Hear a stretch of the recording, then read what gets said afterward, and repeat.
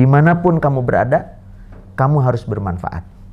Ya, bermanfaat bagi mereka tidak harus manfaat yang besar. Manfaat kecil aja itu memberikan dampak. Manfaat kecil aja mungkin di mata kita kecil, tapi kita nggak tahu di sisi Allah Subhanahu wa Ta'ala mungkin itu besar.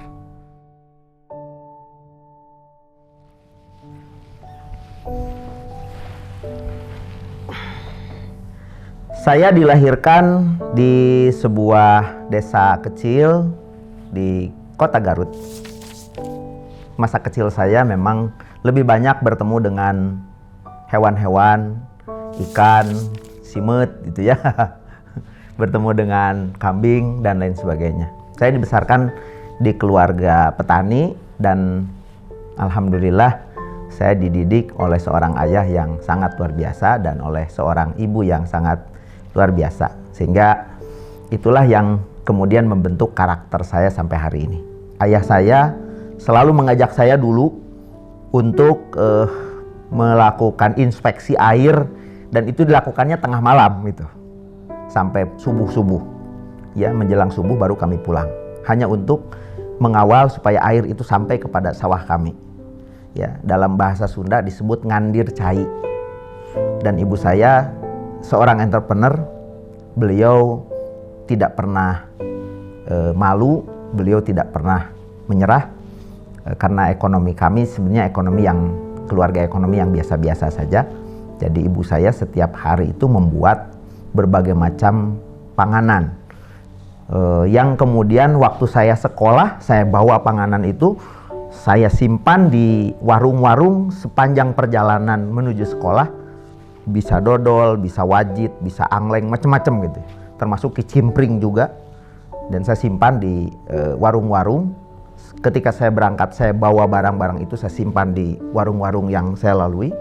Dalam perjalanan kurang lebih sekitar 2,5 kilo jalan kaki pagi-pagi itu setiap hari. Jadi pulang balik setiap hari itu 5 kilo. Jadi badannya lumayan sehat gitu ya. Nah, pulangnya baru kemudian saya kontrol lagi, saya lihat lagi. Kalau sudah habis, maka kemudian saya ambil uangnya, saya setorkan kepada ibu dan saya mendapatkan bagian. Jadi karakter entrepreneurship ini memang sudah cukup lama menjadi pengajaran dari orang tua kepada saya, sehingga saya lebih cenderung kepada entrepreneurship dibandingkan dengan saya bekerja. Jadi saya memilih ini pertama dipengaruhi oleh karakter dari pendidikan keluarga yang sangat luar biasa. Saya bersyukur, berbahagia, berbangga memiliki ayah dan ibu yang sangat luar biasa. Selepas saya menyelesaikan pendidikan SMA di Garut, saya alumni SMA Negeri 1 Garut. Waktu itu terjadi perang batin sebetulnya.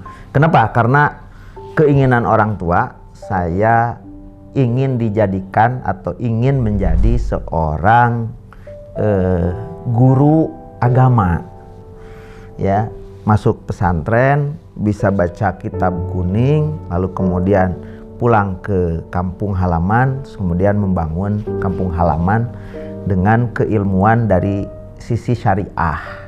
Itu keinginan orang tua. Tapi waktu itu saya juga punya keinginan ingin menjadi seorang teknokrat. Saya diizinkan oleh orang tua untuk bersekolah. Waktu itu saya mengambil jurusan teknik sipil di sebuah universitas dan alhamdulillah jebol. Jadi tidak lulus ceritanya. Kenapa? Karena jiwa dagang saya terus meronta-ronta. Ya. Dan pada saat di kampus saya juga melakukan banyak kegiatan entrepreneurship. Saya melihat banyak peluang seperti situ. Peluang yang pertama, peluang melihat teman-teman itu kalau menggambar itu kan perlu meja yang dynamic gitu. Bisa diatur, kadang bisa duduk, kadang untuk berdiri. Saya lihat peluang itu. Nah, waktu itu saya survei ke daerah Jalan Taman Sari. Di sana kan banyak yang jualan meja-meja untuk mahasiswa. Nah, salah satunya ada meja gambar. Saya lihat-lihat gitu deh, oh kayak begini ya. Saya ukur-ukur gitu, oh kayak begini. Akhirnya hasil ukuran yang saya amati itu terus kemudian saya gambar. Dan setelah digambar saya coba implementasikan membuat sebuah meja gambar berukuran 80 kali 120 cm. Dan kemudian setelah itu ditutup dengan triplek yang bening gitu, yang tidak kasar gitu, yang licin. Kenapa? Karena nanti efek dulu nggak ada AutoCAD ya, nggak ada SketchUp. Dulu hanya menggunakan kertas kalkir, Rapido dan lain sebagainya.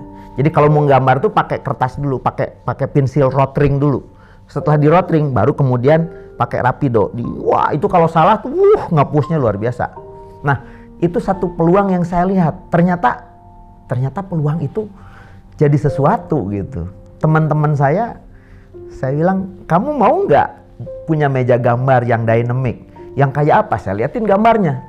Gambarnya juga bukan gambar yang istimewa, gambar yang biasa aja gitu. Gambar-gambar yang ini bisa. Saya bilang saya udah punya contohnya, yuk main ke rumah. Akhirnya rumah saya, kamar saya itu jadikan showroom waktu itu. Jadi showroom, lihat ada meja, oh ternyata bagus gitu. Akhirnya pesen. Saya bilang kalau mau pesen ke saya, sok bayar dulu DP-nya gitu. DP-nya berapa? 15.000 waktu itu. Kenapa? Semua total general itu kurang lebih habis 35.000. Modalnya cuma 20.000. Nah, saya jual 35.000 ke teman-teman. Maulah harga segitu. Karena kalau beli meja gambar yang beneran, yang pakai yang pakai hidrolik, yang pakai macam-macam, itu harganya mahal pasti gitu. Nah, waktu itu kurang lebih yang pesen meja gambar ke saya ada sekitar 15 orang. Jadi saya punya omset 15 kali 35.000. Padahal modalnya 20.000. Jadi dengan modal 300.000 saya bisa mendapatkan 15 kali 30 orang. 15 kali 225.000. Itu cukup untuk bayar kontrakan rumah setahun. Jadi cerita awal tentang entrepreneurship dari situ. Nah, yang menjadi tantangan waktu setelah saya tidak lulus kuliah, memang bingung ya, apa gitu, mau apa. Akhirnya tetap saya jatuhkan pilihan saya kepada entrepreneur. Cuma tidak entrepreneurship yang menjual produk, tapi saya mengawali dengan menjual jasa. Waktu itu saya punya kemampuan, diberikan anugerah oleh Allah, punya kemampuan untuk bisa merangkai kata, merangkai sebuah mimpi gitu, yang nanti orang berkata jadi satu proposal. Nah, bertemulah saya dengan itu. Dari situlah kemudian saya memulai karir bisnis di sebuah lembaga sosial, dan itu sangat luar biasa. Itu memberikan pengalaman kepada saya, banyak pengalaman, banyak network yang bisa dibangun, banyak ilmu yang bisa diserap, dan banyak teman yang membantu sangat luar biasa. Saya juga punya mentor yang hebat, saya punya lingkungan yang baik, dan pada awalnya nih saya bekerja di situ, semua orang mencibir gitu. Wah, kamu bekerja di yayasan katanya, itu kan. Jangan-jangan madesu katanya. Wah, saya bilang madesu apanya gitu. Masa depan suram katanya gitu. Padahal saya bilang ini saya sedang menjalani sebuah proses gitu. Dan dalam pikiran saya waktu itu yang belum tahu apa-apa, dalam pikiran saya satu hari nanti saya pasti akan menemukan titik balik untuk menuju kepada keberhasilan. Ya sekarang prosesnya begini, tapi saya yakin sekali, bahkan waktu itu saya sudah nulis di laptop di sebuah PowerPoint. Ya, PowerPoint-nya juga insya Allah masih tersimpan dengan rapi. Saya membuat rencana hidup karena waktu itu dipengaruhi juga dengan banyak pelatihan seperti MHMMD tuh, yang Bunda Marwah sangat luar biasa tuh, memberikan dampak pada saya. Saya waktu itu membuat perencanaan, planning begini. Memang tidak gampang untuk mencapainya. Tidak gampang.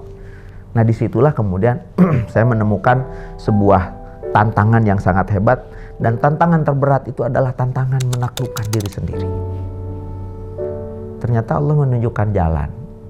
Ketemulah dengan orang yang tepat di waktu yang sangat tepat, dan saya menjadi teman beliau, menjadi partner beliau di dalam menyelesaikan, di dalam meniti karir yang sekarang ini alhamdulillah saya bahagia, teman-teman juga bahagia. Dan waktu itu saya memutuskan untuk menghantam mental block itu jalan saja. Jadi kalau ada kegagalan itu saya pelajari, oh iya di sini gagalnya ya gitu. Ternyata kegagalan itu kalau kata teman saya mah ibu dari sebuah penemuan katanya. Masya Allah, keren tuh. Gagal dan sukses itu adalah sebuah hal yang seiring sejalan. Jadi orang mengatakan kalau gagal itu lawannya sukses. Enggak, ternyata. Teman saya mengatakan begini, lawan dari gagal itu adalah tidak ada aksi. Nggak jalan-jalan, nah itu pasti gagal gitu. Nah, tapi antara kesuksesan dengan kegagalan biasanya seiring. Pelajaran dari berbagai hal yang hari ini terjadi bisa kita lihat. Apa baginda Rasul pernah gagal? Pernah gagal. Misalnya baginda Rasul itu mau masuk ke Mekah untuk melaksanakan umroh. Dihalangin kan? Kapan? Itu pada saat perjanjian Hudaibiyah. Jadi nggak Nabi kita masuk ke Mekah? Nggak jadi. Gagal kan? Umumnya kalau sedang mentok gitu ya. Kalau sedang mentok, menjaga semangat itu pertama saya minta tolong sama yang punya sukses dan punya gagal. Karena yang punya sukses dan punya gagal kan bukan kita ya. Siapa ya? Yang di atas sana, Allah Subhanahu wa taala. Ketika saya gagal, saya minta kepada Allah, ya Allah jadikan kegagalan ini sebagai pelajaran dan ya Allah jangan ulangkan saya kepada kegagalan yang sama gitu. Ya kalau nextnya juga gagal lagi ya nggak apa-apa, tapi dalam bentuk yang berbeda gitu. Tapi dalam hal yang berbeda ya nggak apa-apa. Berarti ada ilmu baru untuk saya gitu. Dan saya minta kepada Allah, ya Allah ketika saya gagal, Allah mudahkan saya menghadapi kegagalan. Saya diberikan keringanan dalam menghadapi kegagalan. Itu yang pertama. Nah, yang keduanya, kalau misalnya sudah mentok-mentok begitu, biasanya cari inspirasi gitu. Bisa di alam, bisa di teman, bisa di komunitas. Sehingga bertemu dengan orang-orang yang bersemangat ketika kita gagal. Ini saya pernah ngalamin kayak begini, saya gagal, bilang pusing. Ya, waktu itu saya ditipu sapi, jualan sapi. Ditipu jualan sapi itu. Pertama ordernya 10 ekor. Saya dibayar dengan cek mundur. Saya nggak tahu kalau cek mundur itu memang kosong gitu ya. Kalau cek mundur kan wajar sebetulnya kan ya. Mungkin si pemilik rekening ini ada kebutuhan jangka pendek yang harus di cover sehingga bayar ke saya mundur. Saya masih menganggap wajar gitu. Cek mundur, oke terima. Begitu diterima, 2 hari kemudian dia bilang, "Kang, pesen lagi 10 ekor lagi." Kebayang, waktu itu harga 1 ekor sapinya 10 juta. Berarti di 10 pertama saya habis 10 juta. 10 kali 10 juta. Berarti 100 juta. Order yang kedua 10 sapi juga. Berarti 200 juta. Itu tahun 2016. Saya masih ingat saja. Waduh, itu udah mentok. Udah begini aja. Ya, kata istri saya waktu itu, dia katakan, "Udah lapor aja sama yang punya uangnya." Siapa? Siapa katanya yang punya uang? Bukan manusia, kata istri saya. Allah Subhanahu wa taala yang punya uang. Sumber kehidupan itu ada di situ. Lapor aja. Saya langsung waktu itu ambil wudhu, saya nangis waktu itu dalam salat saya. Terus kemudian saya minta, ya Allah ringankan. Lumayan tuh reda. Tapi tetap ada hutang harus dibayar ya. Akhirnya waktu itu saya ketemu dengan seseorang. Apa yang dia katakan? Selamat, katanya. Setiap pebisnis itu pasti begini. Oh, saya bilang, benar begitu. Oh, berarti bukan hanya saya, banyak juga yang senasib dengan saya. Saya jadi bersemangat lagi gitu. Nah, kita perlu mencari orang-orang yang memang bisa menjadi teman yang baik bagi kita. Entrepreneur sejati itu lahir dari masa sulit. Itu kata-kata itu membekas sekali di sini. Entrepreneur sejati itu lahir di masa sulit. Seorang pebisnis tangguh itu lahirnya di masa krisis.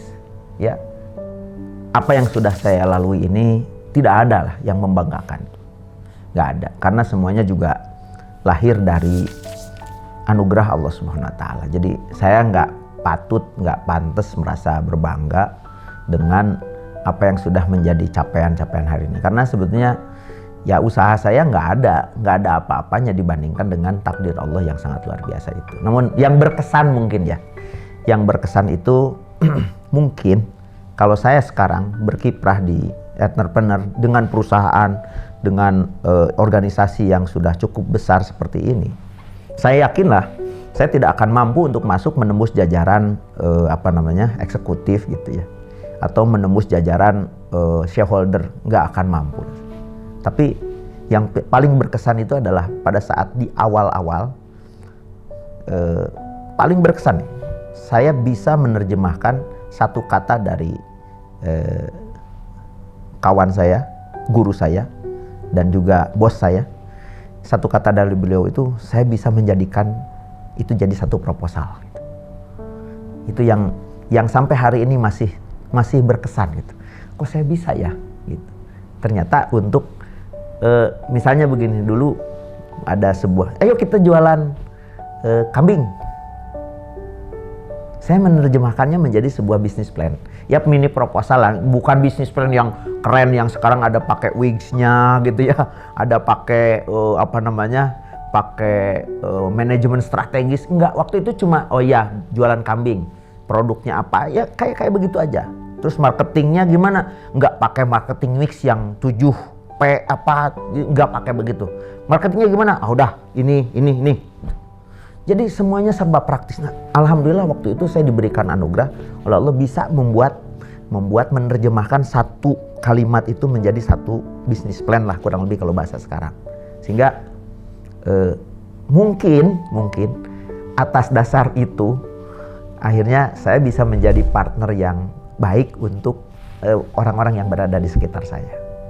Jadi nggak ada yang membanggakan, semuanya anugerah dari Allah SWT. Kalau yang berkesan mungkin ada. Itulah salah satu yang paling berkesan. Waktu itu juga ada, ayo kita bikin forwarding gitu. Apa itu forwarding? Saya juga nggak ngerti itu. Apa itu forwarding? Saya coba cari, forwarding itu kirim atau terima barang dari luar negeri gitu kan ya. Gimana caranya? Waktu itu karena memang untuk forwarding ini kan ya butuh lembaga, butuh badan, butuh legalitas dan sebagainya. Ya waktu itu hanya yang terjadi adalah hanya kita bantu teman-teman dari berbagai lembaga sosial itu hanya untuk membantu mengeluarkan barang dari pelabuhan, tapi yang tadinya harus bayar jadi nggak bayar gitu. Kenapa? Karena kita menempuh berbagai prosedur yang sudah ditetapkan oleh pemerintah. Misalnya barang numpuk di pelabuhan itu kena demurrage. Pembebasan demurrage itu harus diajukan ke Kementerian Keuangan sebagai induk dari Bea Cukai. Ke Bea Cukainya juga harus dilakukan. Waktu itu harus ada pembebasan pajak karena setiap barang masuk dari luar negeri pasti kan kena pajak. Kalau itu barang mewah ada PPNBM-nya. Nah waktu itu kita bantu urus. Untuk apa? Dibebaskan. Kenapa? Karena barang-barang ini adalah barang-barang sumbangan gitu. Nah saya membantu itu. Nah atas jasa itu saya diberikan upah tentu saja ya. Nah itu ya yang disebut dengan saya jadi tentang forwarding ngerti gitu akhirnya. Jadi paham, kayak begitu yang ngurus-ngurus itu. 5 tahun terakhir saya lebih banyak berkecimpung di dunia entrepreneurship dan yang lebih spesifiknya dengan UMKM sebetulnya. Ya saya pernah mengalami sebagai UMKM dan kemudian UMKM yang kami jalani ini sudah bertransformasi menjadi sebuah korporasi gitu. Tapi dulunya UMKM loh gitu. Tapi tentu saja kan nggak gampang gitu ya. Nah saya sekarang ini sedang membangun membangun komunitas UMKM, memberikan banyak wawasan kepada teman-teman di UMKM agar UMKM bisa naik kelas gitu. Atau mungkin begini, saya juga nggak kebayang dulu harus menjadi seorang entrepreneur gitu, walaupun punya basis entrepreneurship. Tapi untuk menjadi seorang yang bekerja atau yang memiliki usaha, ternyata nggak kebayang gitu. Nah, bayangan ini hadir seiring dengan berjalannya waktu. Saya nggak mau pengalaman yang pernah saya rasakan ini, saya berjalan mengikuti alur yang ternyata ketemu alurnya tuh bener gitu. Saya ingin kalau mereka yang hari ini terjun di dunia entrepreneurship tidak melalui jalan yang sudah saya lalui. Saya melalui jalan yang seadanya, alhamdulillahnya ketemu dengan orang yang tepat, ketemu dengan waktu di waktu yang tepat. Nah, saya ingin para pelaku UMKM ini mendapatkan gambaran bahwa untuk menjadi seorang entrepreneur ini sangat bisa dilakukan dengan menguasai yang pertama cara berpikir tentang wirausaha. Nah, ini sekarang saya sedang mengkampanyekan ini dan harapannya semakin banyak UMKM yang berdaya, semakin banyak small and medium enterprise yang hadir, tentu akan membawa dampak kesejahteraan kepada pelakunya dan juga kepada negeri ini.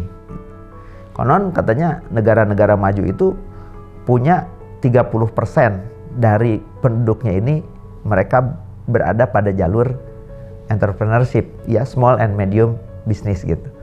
Ya kita dengan jumlah hampir 300 juta penduduk gitu. Pertanyaannya berapa yang masuk di sektor ini?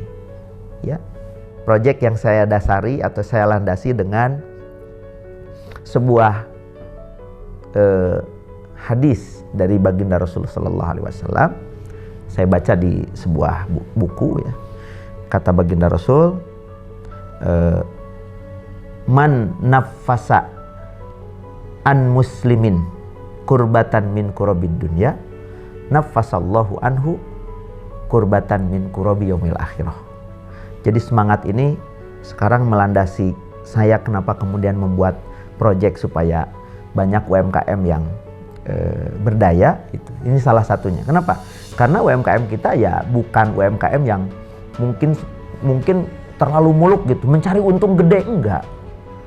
Banyak masyarakat kita menjalankan UMKM itu untuk menutup kebutuhan saja gitu, untuk bertahan hidup hari ini. Nah, itu saja sudah sangat luar biasa. Kenyataannya demikian gitu. Nah, bagaimana supaya mereka bisa naik kelas? Saya berbagi dengan mereka. Mulai dari berbagi wawasan, berbagi ilmu, ya, berbagi network gitu. Mungkin berbagi yang lain-lain. Karena man nafasa an muslimin, barang siapa yang meringankan dari muslimin, dari saudara kita, kurbatan min kurabid dunya, kesusahan dari kesusahan dunia, satu kesusahan dari kesusahan dunia, maka balasannya nanti adalah nafasallahu anhu kurbatan min kurabi yaumil akhirah. Maka orang ini adalah orang yang akan dibebaskan satu kesulitannya dari kesulitan-kesulitan akhirat. Nah, ini proyek yang ingin saya gaungkan dengan teman-teman. Mudah-mudahan nanti banyak teman-teman yang mau bergabung. Apakah mereka yang punya ilmu, apakah mereka yang punya wawasan, apakah mereka yang punya akses kepada jaringan pemasaran gitu, apakah mereka yang punya akses kepada permodalan gitu, atau akses yang mereka bisa mentransformasikan UMKM kita ini dari manual atau dari manual ke digital gitu. Karena sekarang digitalisasi bisnis, digitalisasi ekonomi kan sedang sangat digalakan karena perpindahan perputaran waktu yang begitu cepat itu di cover hari ini oleh digitalisasi. Kebermanfaatan, itulah prinsip hidup yang saya pernah diajarkan oleh orang tua saya. Kata mereka, dimanapun kamu berada, kamu harus bermanfaat. Dan itu juga yang saya ajarkan kepada anak-anak saya, bahwa dimanapun kamu berada, kamu harus bermanfaat. Jangan remehkan sekecil apapun kebaikan, walaupun kita hanya berjumpa dengan saudara kita dengan wajah berseri-seri. Wah, misalnya kalau ketemu Kang Acel, kita jadi semangat gara-gara Kang Acel mah nggak kelihatan sedih gitu. Nah, itu juga bermanfaat ya. Generasi muda jadilah generasi yang tangguh. Generasi muda jadilah generasi yang struggle. Generasi muda jadilah generasi yang bermanfaat. Ya, tangguh, resilient terhadap berbagai tantangan, karena hari ini tantangannya luar biasa. Ya, dunia perputaran yang begitu cepat gitu. Itu membutuhkan resiliensi. Jadi ketangguhan yang harus kita lakukan, ya. Mulailah berpikir tentang masa depan kalian, para generasi muda. Jauhi hal-hal yang tidak bermanfaat untuk masa depan kalian. Fokuslah kepada masa depan kalian. Dan undang kesertaan langit. Karena itu yang bisa memberikan kekuatan terbesar di samping ikhtiar kita yang kecil. Jadi ikhtiar kita mah hanya kecil aja sih sebetulnya. Tapi yang besar itu nanti dari Allah. Saya ingin membuat sebuah filosofi. Gajah itu dikenang karena gadingnya. Harimau itu dikenal karena belangnya. Manusia itu dikenal karena artefak-artefak dan amal-amal yang pernah dilakukan. Jadi mungkin dengan sedikit karya yang saya lakukan dengan teman-teman, tentu saja tidak sendirian. Mudah-mudahan suatu hari nanti amal ini akan dikenal dan dikenang oleh siapapun, ya. Karena amal yang begitu melekat, begitu begitu kuat, itu adalah amal yang memberikan kebermanfaatan yang banyak. Jadi prinsip saya sekarang ya bekerja aja itu, ya beramal saja. Dan secara pribadi saya harus menjaga niat supaya niat itu tidak melenceng ke kiri ke kanan. Ya, kalaulah misalnya nanti saya tidak dikenal oleh penduduk bumi, gak apa-apa. Yang penting saya nanti di yaumul qiyamah dikenal oleh penduduk langit dan oleh yang punya langit dan bumi, insya Allah. Ini ada cita-cita lah ya gitu, harapan yang belum kesampaian dan orang belum tahu gitu. Tapi kayaknya ini forum ini jadi forum spill kelihatannya nih. Ini dipaksa saya sama narasumber sama host untuk buka-bukaan gitu. Saya pengennya punya tempat khusus lah gitu di Madinah itu, yang di situ saya bisa nyaman beribadah gitu kan. Tapi saya juga bisa mengendalikan organisasi, bisa mengendalikan bisnis sehingga ya semua bisa berjalan dengan baik gitu. Itu yang belum kesampaian. Sampai sekarang belum bisa. Tapi kemarin tuh ternyata ada yang saya ketemu dengan seorang teman ya waktu sedang umroh. Jadi saya duduk dengan seorang Arab dan saya katakan kepada dia, saya cinta banget sama kota Madinah. Kenapa? Saya bilang di sini ada baginda Rasulullah gitu. Itu aja yang membuat saya cinta gitu ya. Sebagaimana baginda Rasulullah yang mengatakan, saya cinta kepada kota Madinah ini. Nah, kalau Rasulullah cinta kepada Madinah itu karena Madinahnya memang punya sejarah yang sangat luar biasa, saya cinta kepada Madinah itu karena baginda Rasulullah ada di Madinah gitu. Saya bilang sama dia, saya cinta banget sama Madinah. Dia bilang begini, saya juga orang Riyadh, saya juga cinta kepada Madinah. Terus, ya saya akhirnya punya rumah di Madinah. Wah, saya bilang keren dong. Tapi saya juga punya bisnis di Madinah. Oh gitu ya. Gitu. Ternyata dia bisnisnya ada bisnis auto repair kendaraan. Jadi tiap sebulan sekali dia pasti mengunjungi Madinah. Impian banget itu kan. Saya bilang ini yang mudah-mudahan nanti ke depan ya teman-teman saya di Bandung, di seluruh Indonesia juga. Ya kalau misalnya saya tidak bisa sendirian ya bisa patungan lah. Punya properti gitu di sana yang kita kalau ke Madinah itu bisa duduk di sana, bisa tidur di sana, bisa ngantor di sana gitu kan. Terus punya partner bisnis dengan orang-orang Madinah, ya siapa tahu saya bisa mewujudkannya dengan teman-teman yang lain. Ini mimpi kemarin adalah kenyataan hari ini, dan mimpi hari ini insya Allah akan menjadi kenyataan esok hari. Selamat. Sukses untuk The Inspiring, sebuah channel yang menginspirasi saya dan Anda semuanya.